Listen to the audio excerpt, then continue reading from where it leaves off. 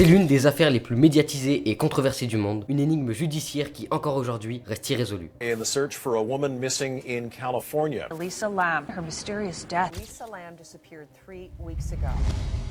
Cette affaire, c'est celle d'Elisa Lam, une jeune étudiante de 21 ans qui a disparu sans laisser aucune trace et qui a été retrouvée près d'1 mois plus tard en bouleversant le monde entier dans son histoire à la fois terrifiante et mystérieuse, échappe encore à toute explication rationnelle. Bienvenue dans le berceau de la mort, le Cecil Hotel.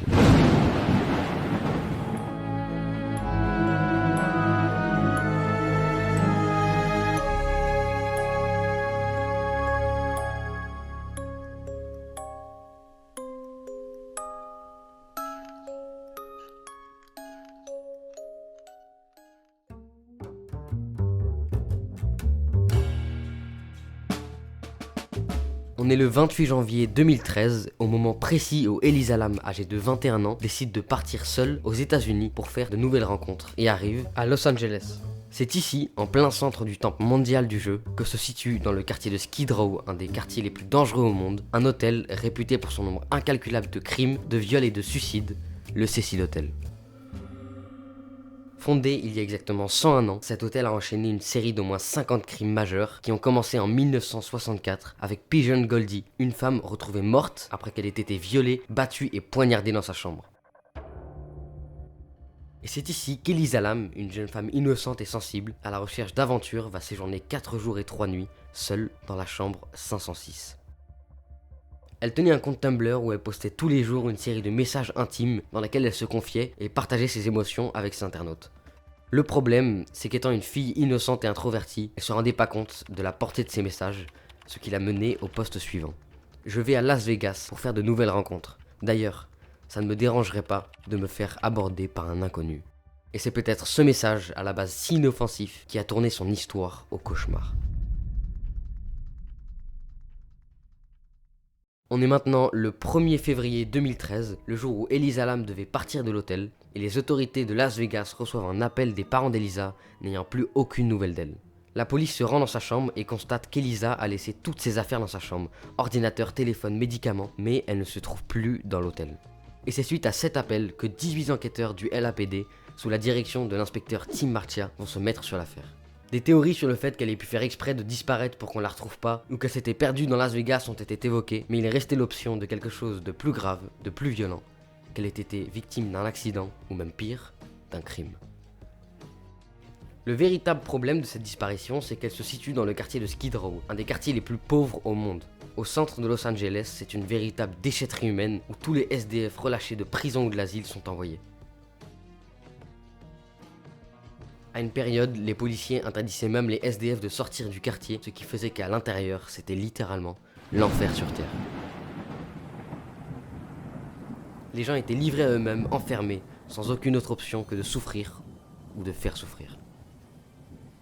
Mais c'est aux alentours du 7 février, 6 jours après la disparition d'Elisa Lam, que l'affaire prend un autre tournant en effondrant toutes les théories des enquêteurs grâce à une découverte, celle des vidéos de surveillance dans les couloirs du Cecil Hotel.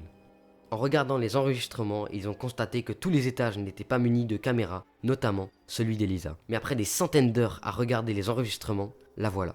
Elle fait enfin son apparition sur une des caméras. Et c'est cette vidéo d'Elisa Lam dans l'ascenseur du 14e étage de l'hôtel qui va absolument tout changer et convertir cette histoire dans une affaire bien plus sombre et glauque que ce que personne n'aurait pu imaginer. En regardant toutes les autres caméras, les enquêteurs ont pu affirmer qu'Elisa Lam n'était jamais sortie de l'hôtel.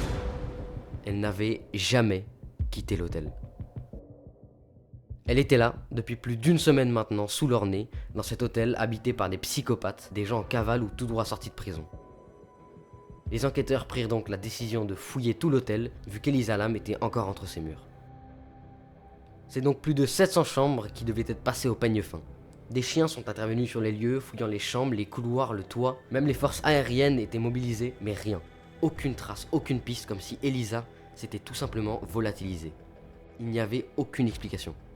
Et c'est avec tous ces efforts vains que les enquêteurs sont passés de 18 à 4. C'est donc à ce moment que la population a été mise au courant et que la vidéo de l'ascenseur d'Elisa Lam a été publiée. Cette décision marque un nouveau tournant dans l'enquête, 13 jours après sa disparition. Tout le monde se rue sur la vidéo glaçante et inexplicable d'Elisa Lam dans l'ascenseur du Cecil Hotel.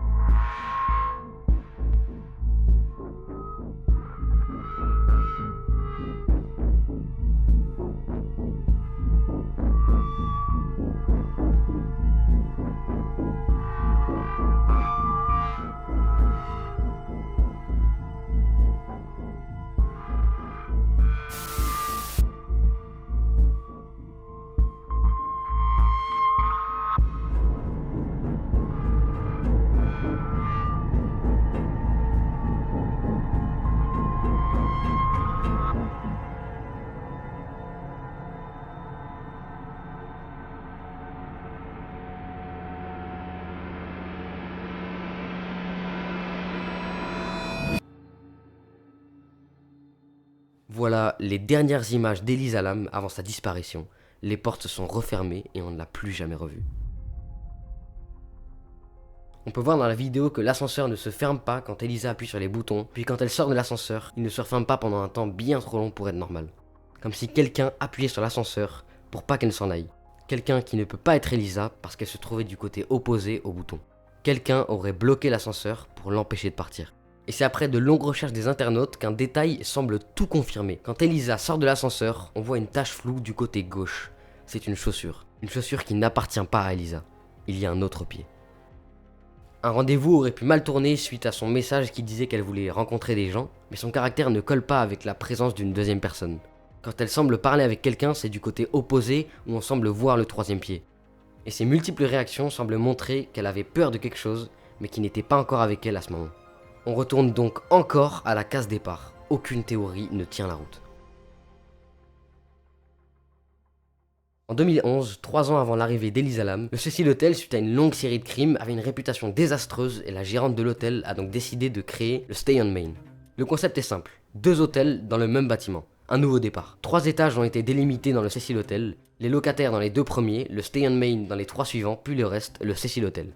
La partie du Stay on Main était rénovée pour faire en sorte que les touristes ne soient pas mélangés aux dangers du Cecil Hotel, quelques étages plus haut. Le Stay on Main est devenu un hôtel à part entière, à une exception près. L'ascenseur. Les ascenseurs étaient communs. 3 ans plus tard, c'est au tour d'Elisa Lam de réserver au Stay on Main, et c'est justement dans cet ascenseur, qui mélange criminels et touristes, que tout se passe. Les internautes ont continué d'examiner la vidéo et se sont concentrés sur le seul élément restant, le timecode de la vidéo de surveillance. Il est illisible, mais on peut constater que le temps ne défile pas correctement. La vidéo a été ralentie de 33 à 40%. Mais surtout que la vidéo a clairement été coupée à un moment précis. Quand la porte se referme, on la voit faire un bond de 15 cm et se refermer d'un coup. Le timecode est certes illisible, mais on connaît l'ordre des chiffres. Les gens ont donc réussi à le déchiffrer et ont pu découvrir que 53 secondes de la vidéo avaient été supprimées. Le montage aurait pu faire disparaître quelqu'un de la vidéo, ce qui aurait pu être fait par l'hôtel lui-même avant que la police ne les récupère. On est maintenant le 19 février 2013, 19 jours depuis la disparition d'Elisa, et quelque chose de très étrange se passe dans l'hôtel. Un couple y séjournant à cette période ont remarqué que le débit de l'eau commençait à être très faible et qu'elle était colorée d'une teinte marron voire noire et d'un goût amer et répugnant. L'eau commençait à être totalement noire, imbuvable, et c'est l'agent d'entretien Lopez qui décide d'aller voir sur le toit où se situent les réservoirs d'eau pour voir ce qui la contaminait. À ce moment, il pensait qu'il n'y avait plus d'eau ou quelque chose qui bouchait le réservoir. Il est donc monté sur la petite échelle et a ouvert la trappe.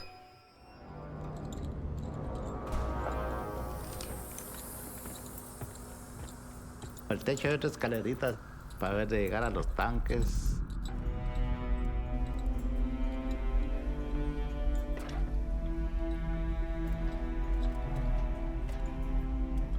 Encima del tanque tenía una puerta. Y yo cuando hice a ver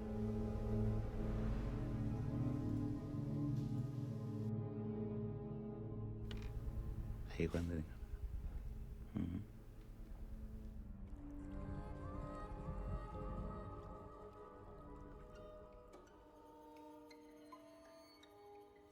Elle flottait à la surface, blanche comme un fantôme, et c'est là qu'il comprit que c'était elle, celle que tout le monde recherchait depuis quasiment un mois maintenant, Elisa Lam. Les clients buvaient et se douchaient avec cette eau depuis un mois, et personne n'avait rien remarqué. Et cette histoire ne s'arrête pas là, parce que quand les enquêteurs sont arrivés, la trappe de la citerne était fermée, Elisa tournait vers le haut, mais surtout, elle était nue. Et comment et quand Elisa avait pu se retrouver dans la citerne, en plus que le toit avait été fouillé et que les enquêteurs étaient unanimes, elle n'était pas là lors de leur premier passage. Un mystère a été résolu un jour après la découverte de son cadavre, la cause du dysfonctionnement de l'ascenseur, qui ne se refermait pas pendant exactement 2 minutes après la sortie d'Elisa. Des fans de l'affaire se sont rendus sur les lieux et ont observé ce que ça faisait d'appuyer sur les mêmes boutons qu'Elisa. Et ils ont découvert qu'un des boutons forçait l'ascenseur à rester ouvert pendant exactement 2 minutes. Mais il reste une piste inexpliquée. Pourquoi Elisa agissait-elle ainsi, comme si elle avait peur de quelqu'un, qu'elle lui parlait puis qu'elle se cachait? On a aussi découvert qu'Elisa se trouvait au 14e étage avec l'ascenseur, dans la partie du Cecil Hotel, à 1 étage du toit. Et quand Elisa part sur la vidéo, elle se dirige vers la gauche, là où se trouve l'échelle de secours menant au toit. Échelle qui est au 15e étage sans aucune protection. Elle aurait donc pu grimper sur cette échelle pour fuir quelque chose, sans penser à l'idée qu'en lâchant cette échelle, c'était la mort assurée. Mais le plus terrifiant, c'est qu'à 15 étages d'auteur, en plein centre de Las Vegas, si elle s'était mise à crier, est-ce que quelqu'un l'aurait entendu? Et parmi toutes ces pistes inexpliquées, il reste encore la principale, qui montre à quel point l'histoire n'a aucune explication rationnelle. Pour jeter un cadavre dans la citerne, il faudrait être extrêmement bien préparé. Il faut hisser le cadavre sur l'échelle et le balancer dans la petite trappe. Il faudrait une force hors du commun. Donc comment a-t-elle fait pour rentrer à l'intérieur? Certains pensent qu'il s'agit d'un suicide, mais pourquoi l'avoir fait en se noyant dans une citerne et en retirant tous ses vêtements? Ça n'a aucun sens. Surtout que quand les enquêteurs ont retrouvé Elisa, la trappe était fermée. Le niveau d'eau ne permettait pas de replacer la trappe après avoir plongé, et elle n'aurait pu prendre appui sur rien pour refermer cette trappe derrière elle si elle était toute seule. 4 mois après sa mort, l'autopsie n'était toujours pas finie, mais un nouvel élément entre dans l'enquête, qui va créer des théories au sein du public. Lors des recherches d'Elisa, quand les enquêteurs étaient encore 18 et munis de chiens, ces derniers ne se sont pas approchés du réservoir. Comme si un membre de la police avait fait exprès de retarder la découverte de son corps. La théorie était donc la suivante, un employé de l'hôtel et un policier étaient de mèche dans l'affaire. Le public, en pensant que les autorités leur cachaient quelque chose, ont fait leurs propres recherches et ont découvert une très forte similitude dans l'histoire d'Elisa Lam et le film Darkwater. Un film d'horreur rappelant à la perfection le Cecil Hotel, où la protagoniste porte une veste rouge comme Elisa Lam, et on peut retrouver des scènes où l'eau du robinet coule d'une couleur noire, mais surtout que la protagoniste meurt en se noyant dans le réservoir de cet hôtel qui était censé être fermé. Ce film, à quelques éléments près, représente exactement l'histoire d'Elisa Lam. Comme si quelqu'un de suffisamment dérangé avait voulu faire subir à Elisa ce qu'il avait vu dans cet horrible film. Et les théories vont bien plus loin que ça. Certains ont affirmé qu'Elisa Lam était une arme biologique envoyée par l'État pour contaminer les sans-abri et réduire leur densité, une hypothèse renforcée par une épidémie survenue au même moment. Et d'autres ont suggéré qu'elle était possédée par une force sombre qui l'aurait conduite jusqu'au toit avant de la noyer. Un mélange absurde de théories du complot et de coïncidences s'est tissé en révélant une chose, l'histoire d'Elisa Lam n'aurait peut-être jamais d'explication. Elle n'aurait pas pu refermer la trappe derrière elle en sautant seule dans la citerne, mais il aurait fallu une force surnaturelle pour la hisser en haut du réservoir. Tout cela, encore une fois, entre les murs du Cecil Hotel. Un hôtel qui, théâtre de suicides, de meurtres et de crimes, paraît tout simplement hanté. Hanté par des puissances maléfiques ou simplement hanté par la douleur et le crime que les humains ne peuvent s'empêcher de commettre.